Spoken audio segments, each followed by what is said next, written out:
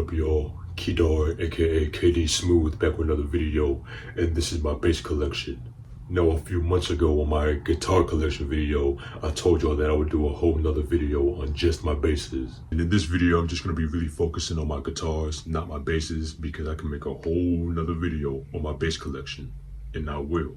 And I'm a man of my word. The only reason why it took me this long is because I didn't think that my bass collection was what I wanted it to be, but now I'm pretty satisfied with the basses that I have. And let me start by saying that I play all of my basses. I'm not just the type to say this is my bass collection and I have some that I just keep in my closet or hang on my wall or keep in my room collecting dust just to say I have it.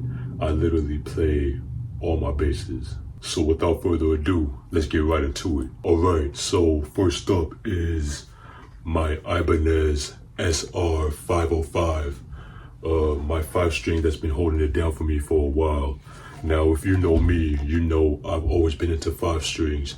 I mean, I started on 4 strings like most bassists, but once I finally got my hands on a 5-string, it was over, and I never looked back. Well, I mean, I lied. I still play some 4 strings and occasionally 6 strings and sometimes more, but 5 strings is where I'm more comfortable with. This is my home, and this bass right here, it played a big part of that. Now, Ibanez has always been known for making fast, comfortable, and versatile basses, and the SR 505 is a perfect example of that. So let me break it down for y'all. Now, the body is made of Akoma, a lightweight yet resonant wood that gives it a warm balance tone. Older models use mahogany, and but they switched it up to keep the bass lighter while giving it that full sound. The 5-piece Jatoba and walnut neck is one of the best things about this neck. It's slim, fast, easy to move around on, and perfect for locking in those R&B grooves or laying down some heavy bass lines. It's equipped with Bartolini BH2 pickups and Ibanez custom 3-band EQ, which means I can dial in anything from deep, round lows to crisp, punchy highs. And the low B string is tight and defined, which is crucial for a 5-string. Some basses, they don't really get down there, but the SR 505 keeps it clean and articulate. Now, this bass punches way above its price range. It's a pro-level instrument without the crazy price tag, making it a go-to for a lot of serious bassists.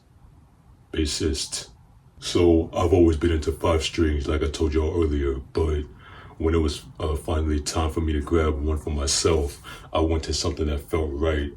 So one of the bassists that I used to go to church with when I was a little kid, he used to have this model. Well, not this exact colorway, but the 505, because this was made in like 2004. This model, and it sounded so good. The first time I heard it, I was like 11 years old, I believe, and I wanted one for myself, and so I got one. And later on, I didn't get it right away because I was a little kid. I mean, my parents wasn't giving me basses like that, but I got one. I got this in 2017, and I walked into a shop, saw this Ibanez, saw it was a 505, and picked it up just to try it out. From the first note, I knew it was smooth, comfortable, and had the exact tone I was looking for. And the crazy thing is, musicians know, I wasn't even planning on buying a bass that day. When I saw it was a full model on sale, I couldn't pass it up.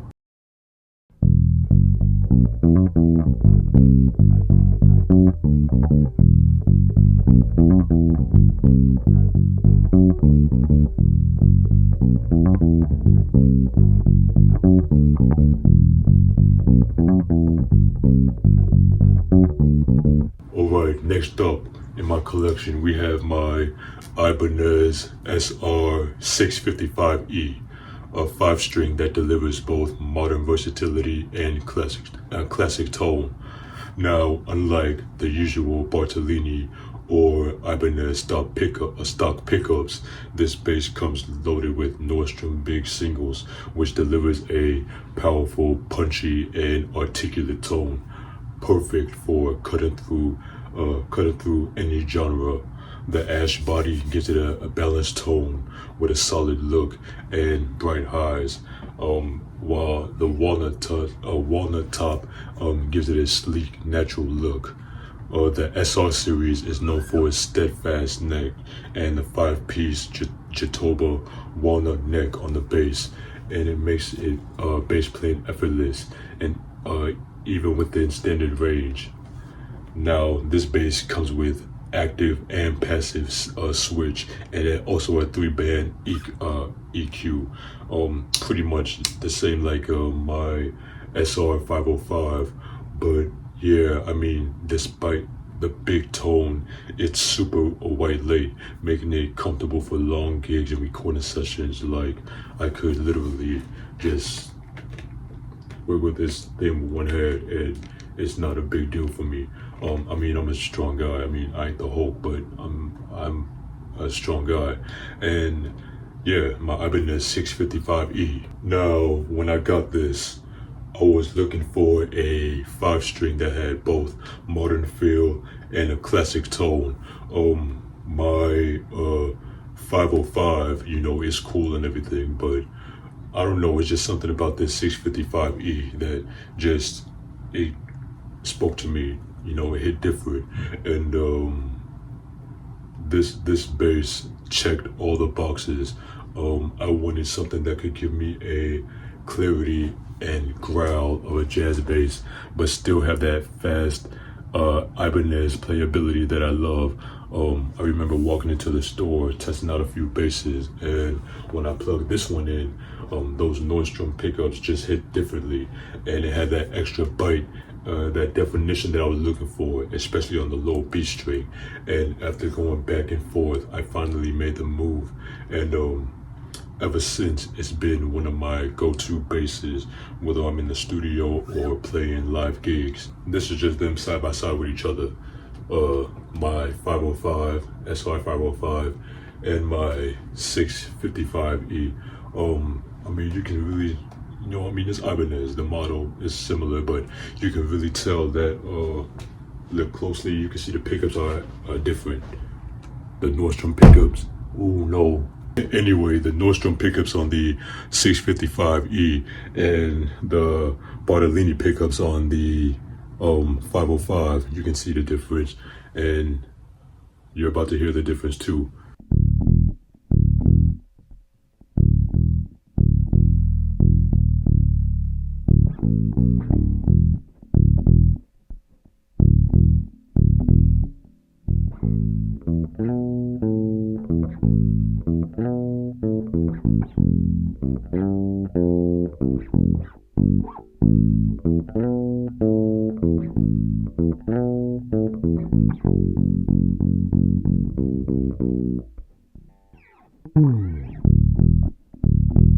Next up in my collection is my Raven passive 5-string in Sunburst cork top. This bass is special, not just because of how it looks and sounds, but because of how I got it. Now, this bass might not be as well known as some of my others, but it definitely holds its own. This one has a Sunburst cork top, giving it that classic look, but what really makes it special is how it plays and sounds. Unlike my active basses, this one is completely passive, meaning it delivers a more organic, warm tone without needing the battery.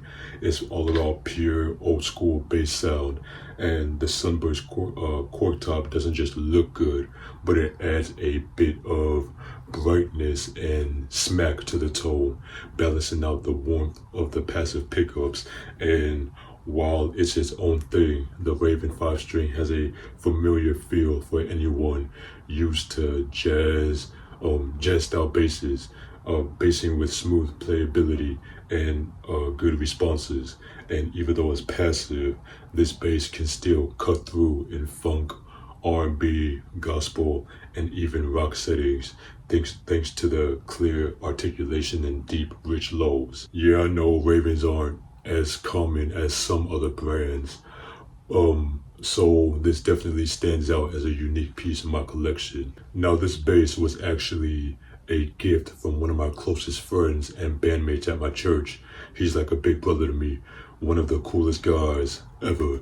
I mean, I'm 26 now, and I'm not gonna say his age, but I still look up to him. He knew I was serious about my playing, and one day he just handed me this bass, and like, no big speech, no ceremony, just, here, this is yours now, make good use of it.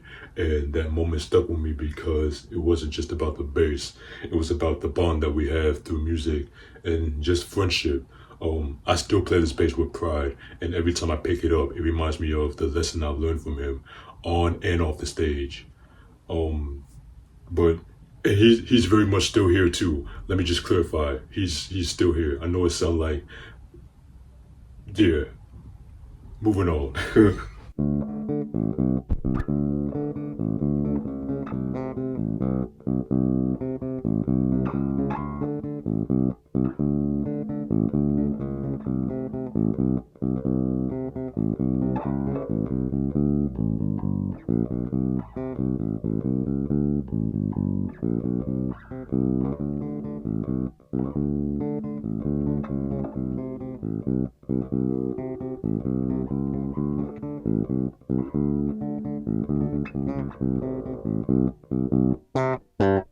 Alright, this next one in my collection is my Squire Classic Vibe 70s Jazz Bass Natural.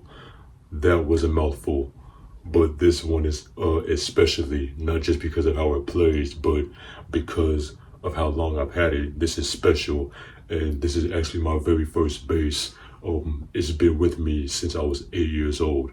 And before I get into all that, let me break down what makes this bass great. Now, this bass is modeled after the classic Fender jazz basses of the 1970s, with block inlays binding on the neck and a natural gloss finish that gives it that old school vibe.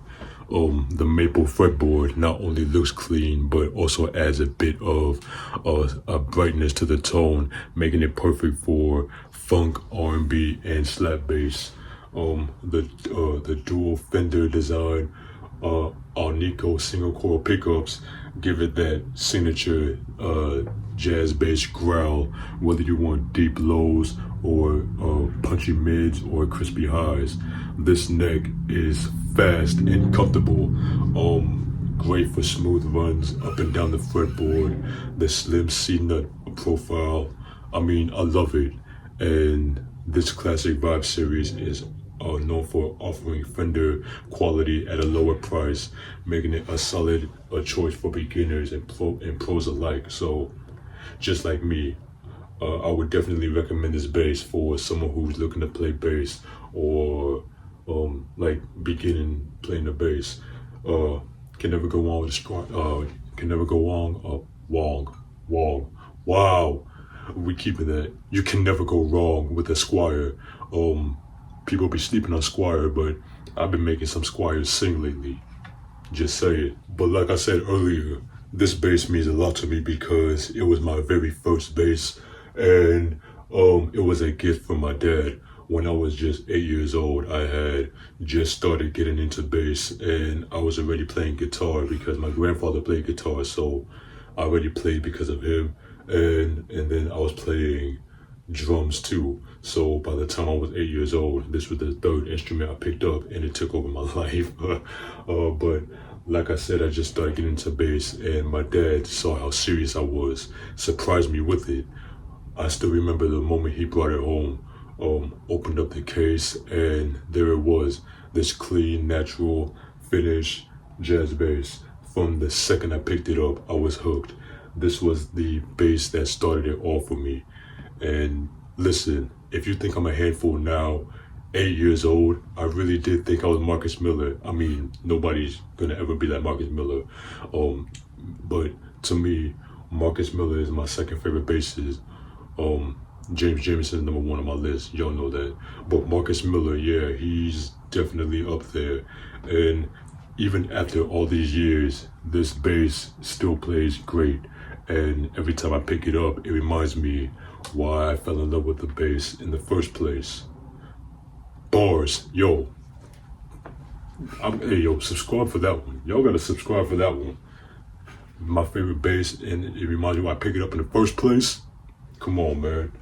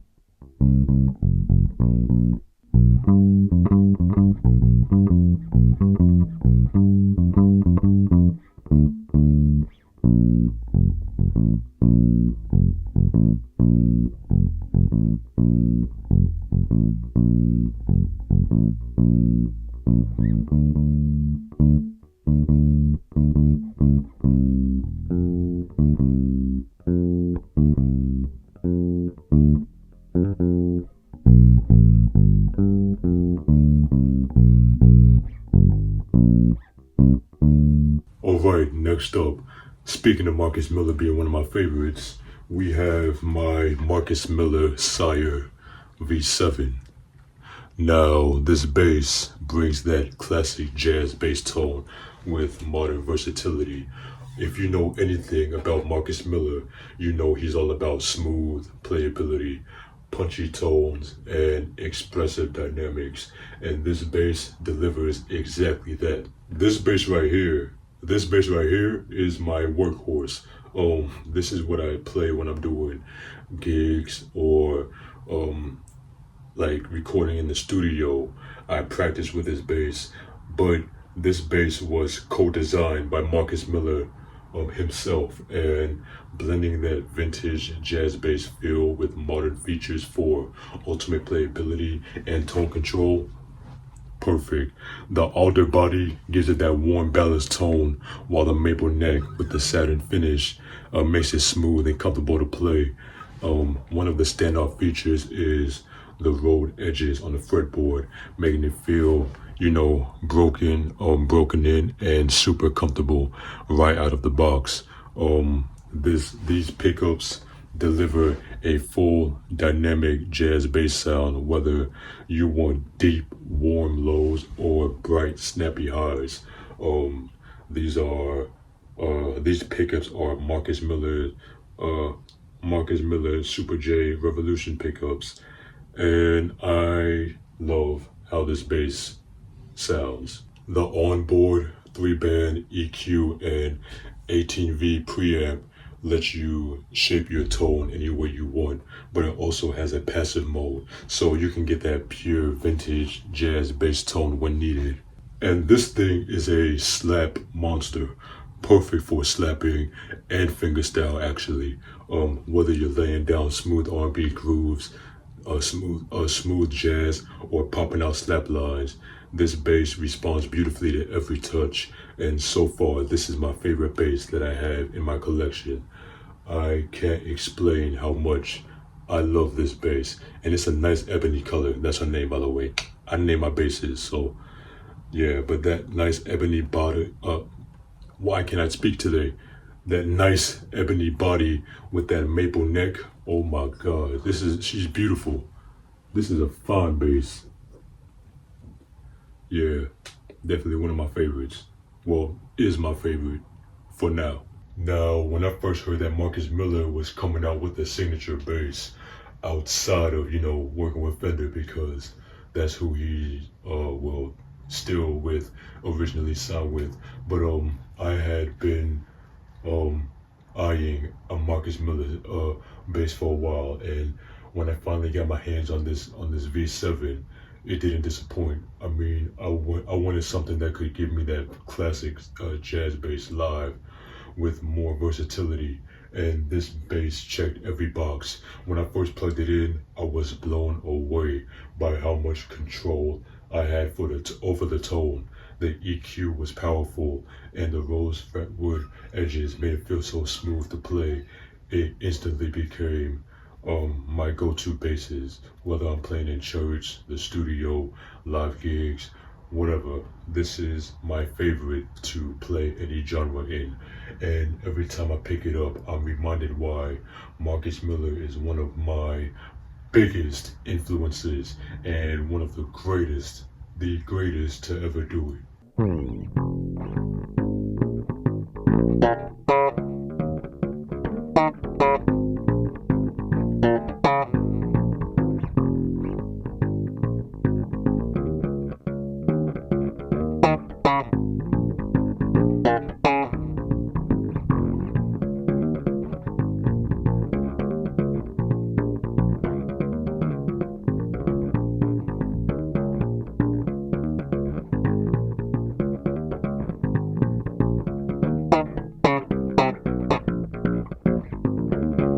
And y'all, lastly, but definitely not least, we have my sire Marcus Miller M2, a bass that brings a modern aggressive edge to the sire lineup.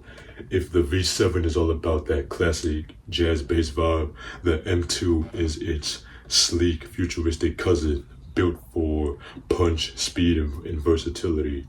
Unlike the single coil pickups on the V7, the M2 comes loaded with Marcus Miller design duo humbucker pickups, which deliver a fat, punchy sound with extra growl and definition. The mahogany body gives it a deep, warm resonance, while the flame maple top makes it just as good as it sounds. And the 5-piece maple mahogany neck is built for speed, and the modern C-shaped design makes it incredibly comfortable for long sessions. And just like the V7, the M2 comes with Sire powerful 18V preamp, allowing for incredible tone shaping, but it also has a passive mode for a more natural sound. The M2's humbuckers and the fast neck makes it a go-to for slap bass, but it also shines in rock fusion and gospel settings. And this bass, yo, I gotta change the action on the strings because it is a little bit high, especially for me because I love the slap bass. But yeah, I mean, I'm gonna take care of that. But I love the matching headstock. I'm always a sucker for matching headstocks. When the headstock and the body matches, oh yeah, I love that. Oh yeah, and another thing, when I got this bass, it said it was like a transparent blue, but I don't know, y'all. What do y'all think? It looks green to me. Like maybe I'm just tripping. I mean, I know what it says, what color it says, but I see green. But yeah, that's just me. I'm tripping. But anyway, the backstory of how I got this bass. I actually got introduced to this bass by watching one of my favorite YouTubers, YouTube bassist, and a good friend of mine, Bully the Kid. Also check his channel out. Subscribe to Bully. I'm gonna leave a link in the description. Dude is hilarious and mad gifted. But if you know Bully, you know he's not only an incredible musician, but also one of the stand-up guys that's out there. I saw him playing the M2 on his channel, and the tone, versatility, and playability immediately caught my attention. Seeing how much fun he was having, with it, and I knew I had to get my hand on one. And once I did, it quickly became one of my favorite basses for aggressive tones and slap playing. And every time I pick it up, I think about that first time I saw Bully. He was like a kid in a candy shop when he got this bass. But he killed it, man, straight out the box too. And I was like, I gotta give me one of those. But yeah, that's my M2. But also that Marcus Miller V10 though, definitely on my list. Y'all need to keep a lookout because that's all I'm gonna say. I'm getting it. I'm getting that bass.